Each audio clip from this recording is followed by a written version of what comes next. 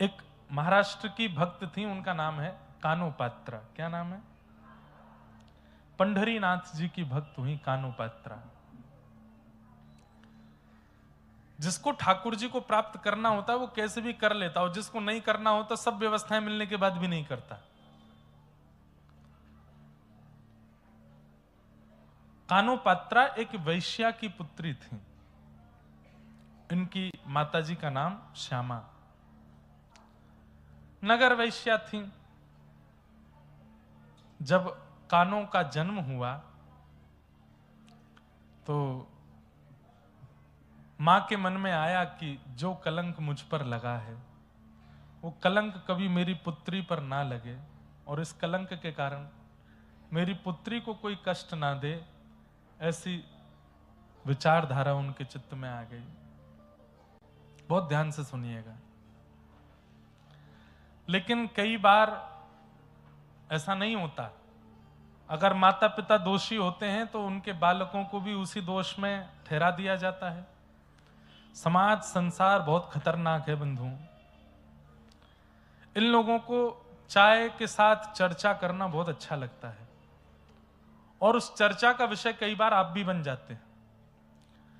आपकी जरा सी भूल एक बार करके देख लो। आप सब लोग भी कैसे करो, कुछ ऐसा करके देखो, भले नाटक के रूप में करो जिसपे घर वाले थोड़े से चर्चा का विषय बना लें। और इसमें सबसे बढ़िया है कि जो आप काम धंधा करते हो 10-15 दिन के लिए उसको बंद कर दो, कमाई का जरिया रोक दो।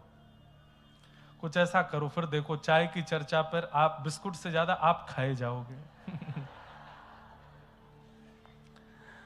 लोग गाड़ी में सफर पर चर्चा का विषय आप बन जाओगे। लोगों के रास्ते 200-200 किलोमीटर कब पार हो जाएंगे पता ही नहीं चलेगा। आपको बहुत याद करेंगे लोग, हिचकियां आएंगी आपको। तो कानोपात्रा का जन्म हुआ। मां के मन में यह भाव था कि जैसा कलंक मुझ पर है मेरी पुत्री को ना लगे, मेरी पुत्री कम से कम ठाकुर जी की भक्त बने। और एक बात आपको बता दें, पिता यदि ठान ले कि मुझे अपने पुत्र या पुत्री को यह बनाना है तो संभवतः हो सकता है कि वो ना बने, लेकिन मां यदि ठान ले तो 90% वो बालक बन ही जाएगा। जैसा मां चाह रही है वैसा मां चाह ले। तो अधिकतर हमारे समाज में एक भ्रांति आ गई है कि पुत्र के लिए तो माताओं की इच्छा रहती है धनवान बने, इंजीनियर बने, डॉक्टर बने, और क्या कहते हैं खूब धन कमावे, नाम कमावे, यश कमावे। पुत्री के लिए आ जाता है सुशील बने, सौभाग्यवती बने, भक्त बने। इसलिए माताएं ही ज्यादा भक्त होती हैं। इसलिए कथाओं में भी संख्या सबसे ज्यादा माताएं बहनों की होती हैं। क्यों? उनकी माताजी ने भी यही सोचा था कि ये भक्त बने, घर में रहे, ठाकुर जी की सेवा पूजा करे, भोग प्रसाद बनावे। जब ब्याह हो जाए तो ससुराल में जाकर के भी वहां पे भी वहां के ठाकुर जी की सेवा आदि करे। माता ही सेवक होती हैं ठाकुर जी की। भाई लोगों के लिए विचार ही नहीं करते, उसके लिए तो धनवान का विचार करते हैं। उसके लिए तो समाज संसार में कमाने वाला बने, वो तो वो बन भी जाता है वैसा। तो कानोपात्रा की मां ने सोचा कि मैं तो कलंकिनी हूं, मुझ पे तो कलंक लगा है वैश्या का, मेरी पुत्री पर ना लगे। धीरे धीरे पुत्री बड़ी होने लगी। अब जहां वो रहती थी आसपास भी सब वेश्या ही रहती थी, तो उनको देख करके गाना बजाना भी वो सीख गई। कानोपात्रा गाती भी थी, उनकी तरह नाचती भी थी। तो मां जब आती तो आकर के डांटती, क्या गा रही थी? बोले मैंने सुना। तो फिर रात भर उनकी मां बैठ करके एकांत में फिर तुकाराम जी का अभंग सुनाती, तुकाराम जी का अभंग सुनाती, जनाबाई का अभंग सुनाती, नामदेव जी का अभंग सुनाती, ठाकुर जी का कीर्तन भजन सुनाती। बोले वो नहीं गाना, ये गाना है। धीरे धीरे कानोपात्रा में वैसी ही भक्ति जागृत होने लगी, वैसा ही भाव कानोपात्रा के चित्त में आने लगा।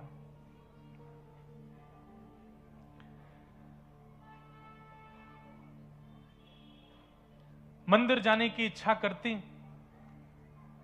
तो कानोपात्रा की मां कहती कि हम इतने पवित्र कुल की नहीं है, इतने पवित्र खानदान की नहीं है कि हम मंदिर जा सकें। लेकिन इसको कैसे समझाऊं ये बात?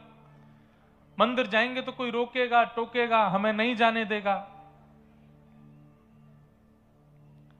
रात्रि में जब माँ कहीं जाती तो पूछती, माँ आप मुझे रात में अकेला छोड़ के चली जाती हो, मुझे भी लेके चला करो साथ में। तो माँ झूठ बोलती कि हमारे नगर में भूत प्रेत बहुत है, मैं उनको भगाने जाती हूँ। इन बातों से वो रुक जाती। लेकिन कब तक छुपाए छुपे बातें। धीरे धीरे कानो पात्र जब बड़ी हो गई तो उसका भी रूप इतना सुंदर, उनका भी आकर्षण इतना ज्यादा हो गया कि लोग बागों की कुदृष्टि उन पर आने लगी।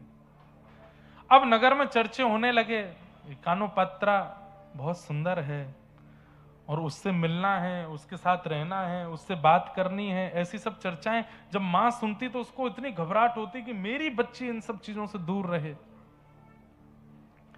लेकिन लोगों की दृष्टि तक तो ठीक थी बात। एक दिन राजा की दृष्टि पड़ गई, और जब राजा कुछ ठान ले तो फिर प्रजा तो कुछ कर नहीं सकती। मां ने सदा समझाया कि तू केवल विठोबा की है, तू केवल विठ्ठल की है, और कोई तेरा नहीं हो सकता। बहुत छोटा सा चरित्र है कानो पात्रा जी का, और एक ऐसी भक्त हैं जिन्होंने बहुत कम समय में ठाकुर जी को प्राप्त कर लिया। राजा के सैनिक लोग आ गए, कानो पात्रा को पकड़ लिया और चलो राजा ने तुमको बुलाया है, कोई अंतिम बात तुमको करनी हो परिवारी जनों से, मां से, तो कर लो, क्योंकि अब तुम वापस नहीं आओगी, अब तुम राज भवन में ही रहोगी, राजा को सुख प्रदान करना है।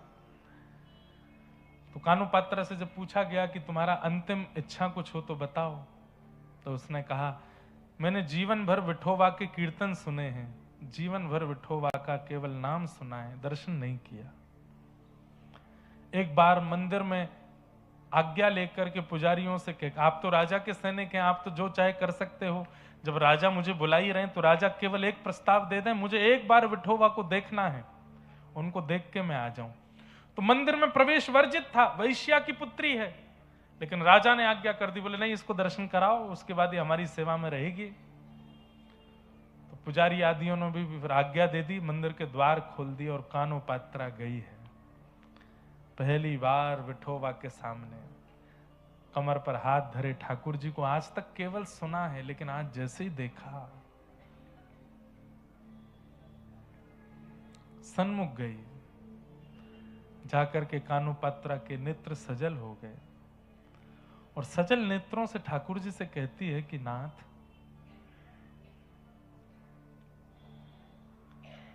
मैं आपकी हो चुकी हूं, बचपन से मैंने आपको अपना मान लिया है, आपने मुझे माना कि नहीं ये मुझे नहीं पता, पर मैं आपको अपना मान चुकी हूं। अब आपके अलावा यदि मेरा कोई स्पर्श भी करे, मेरा कोई वरण करे, तो इसमें मेरी कोई लाज नहीं जाएगी, आपकी लाज जाएगी। अरे कोई बहुत बड़ा व्यक्ति यदि सामान्य को अपने जीवन में बुला करके कुछ समय बाद उस सामान्य का त्याग कर दे तो सामान्य पर कुछ नहीं जाएगा, उस बड़े की निंदा होती है। हम सामान्य जीव हैं, हम आपकी शरण में आए हैं, आपके चरण में आए हैं नाथ, मैं आपकी शरणागत हो गई हूं। और सुनिए, मैंने सब जगह फैला दिया है कि मैं आपकी हूं, मैंने नगर नगर में, गांव गांव में जाकर के कह दिया है मैं आपकी हूं, और आपके बाद यदि वो राजा मुझको स्वीकार करेगा तो इसमें आपकी बड़ी निंदा होगी नाथ। अब वो राजा मुझे स्पर्श भी ना कर पाए, ऐसी योजना आप बनाओ। प्रभु जी मोरी क्या बिगड़ेगी, जाएगी लाज तुम्हारी, तुम्हारी जाएगी लाज तुम्हारी। हरि जी मोरी क्या बिगड़ेगी, जाएगी लाज तुम्हारी, तुम्हारी जाएगी लाज तुम्हारी।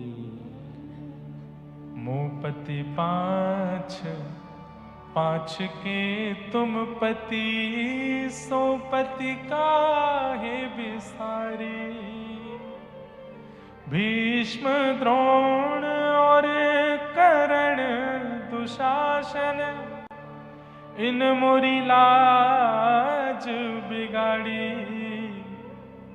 हरि जी मोरी क्या बिगड़ेगी, जाएगी लाज तुम्हारी।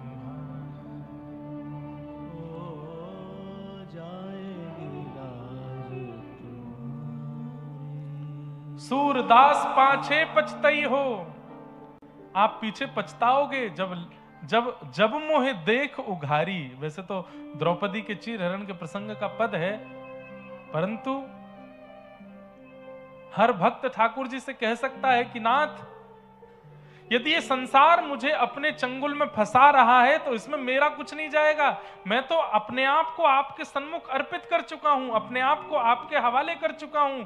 अब आपके हवाले आने के बाद कोई और मुझे स्वीकार करे, इसमें मेरा कुछ नहीं बिगड़ेगा। आप कमजोर हैं ये पता चलेगा दुनिया को, कि आपकी शरणागति प्राप्त करने के बाद भी किसी और के प्रति मेरा मन जा रहा है, कोई और मुझे खींच रहा है। कानोपात्रा ने ठाकुर जी से कह दिया, और यदि आप मुझे स्वीकार नहीं करे हैं तो फिर आप पूरे पंढरपुर में जाके घर घर में जाके बता दीजिए सबको कि कानोपात्रा को मैंने स्वीकार नहीं किया। लेकिन नाथ, उसमें आपको बहुत श्रम होगा। इतने हजारों घरों में हर घर में जा जाके आपको बोलना पड़ेगा कि कानोपात्रा मेरी नहीं है, कानोपात्रा मेरी नहीं है। इतनी हजार जगह जाकर के आप श्रमित होंगे, उससे अच्छा तो इस कानों को स्वीकार कर लीजिए ना। ये सामने खड़ी है, द्वार पर खड़ी है आपके, हाथों में हथकड़ियां, पैरों में बेड़ियां, सैनिक तलवार लेकर के खड़े हैं। कानोपात्रा हाथ जोड़ करके ठाकुर जी से कह रही है कि नाथ, मैं आपको मान चुकी हूं अपना, अब आप भी मुझे मान लो। एक क्षण के लिए एक दिव्य तेज प्रकट हुआ, सबके नेत्र बंद हो गए, सब अपनी आंखें छुपाने लगे, और एक क्षण बाद जैसे ही वो तेज विश्राम हुआ, हथकड़ियां रह गई, बेड़ियां रह गई, कानोपात्रा अंतर ध्यान हो गई। विठोबा ने अपने भीतर उसको समाविष्ट कर लिया,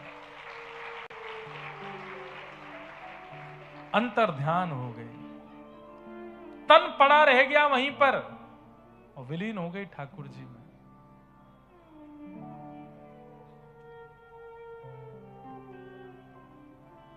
ठाकुर जी स्वीकार करें, इसी के लिए तो हम लोग भक्ति पथ पर चल रहे हैं, उसके योग्य हम बने, उसी के लिए तो हम लोग कथा भागवत सब श्रवण कर रहे हैं। करने की ठान ले कोई मन में तो कर सकता है, हमने ठाना नहीं है अभी। वो डेडिकेशन जैसा होना चाहिए वो आया नहीं है अभी। अरे जिसके अंदर डेडिकेशन हो जाता है वो घर भी इसी भाव से बनाना, घर नहीं बना रहे, निकुंज बना रहे हैं ठाकुर जी का, विवाह नहीं कर रहे हैं, एक सहचरी ला रहे हैं ठाकुर जी की सेवा के लिए। ये संतान उत्पत्ति नहीं हो रही है तो ठाकुर जी की सेवा अधिकारी आ रहे हैं घर में, खाना नहीं बन रहा है, भोग बन रहा है ठाकुर जी के लिए। सजावट घर की नहीं हो रही है, ठाकुर जी के निकुंज की हो रही है। हम कौन हैं? घर के मालिक नहीं है, घर के मालिक ठाकुर जी, हम तो उनके दास हैं, सेवक। हर परिस्थिति, गाड़ी नहीं खरीद रहे हैं, रथ लेकर के आ रहे हैं ठाकुर जी के लिए, कभी कहीं जाना पड़े ठाकुर जी बैठ के जा सके।